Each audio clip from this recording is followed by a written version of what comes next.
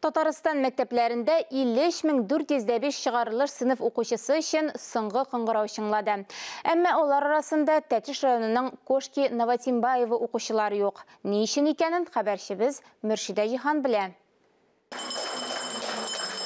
150 еллык тарихы булган мәктәптә соңгы кыңгырау чыңлый. Дөрес, бәйрәмгә җыелган укучылар өчен ул уку елын тәмамлаганлыгын аңлата. Чөнки бу ел мәктәптә чыгарылыш сыйныфы юк.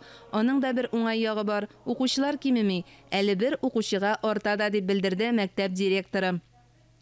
Пирен баян уя. Безнең мәктәптә бүген зур бәйрәм. Балаларыбыз бик әйбәтләр. Уку буенча да, башка проектларда да катнашып, югары күрсәткечләргә ирештеләр. Ял итеп, яңа көч җыеп, яңадан мәктәпкә килүләрен көтеп калабыз. Тарихи мәктәпкә Чуаш халкының бөек мәгърифәтчесе Иван Яковлев нигез салган. Тумышы белән дә ул шушы авылдан. Шуңа да укучылар күптәнге гадәт буенча Иван Яковлев һәйкәленә чәчәкләр сала.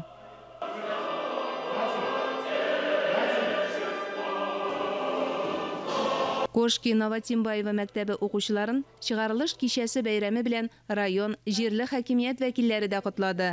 Яхшы укучыларга мактау грамоталары тапшырылды. Соңгы кыңгырау укучы һәм укытучылар гына түгел, әти-әниләр өчен дә истәлекле көн. Балалар уңышка ирешүдә һичшиксез укытучы һәм әти-әни өлеше дә зур. Балалар аларга рәхмәтләрен әнә шулай җиткерде. Мөршидә Җиһан, Ирек Хәмидуллин, Татарстан яңалыклары, махсус Тәтеш районыннан.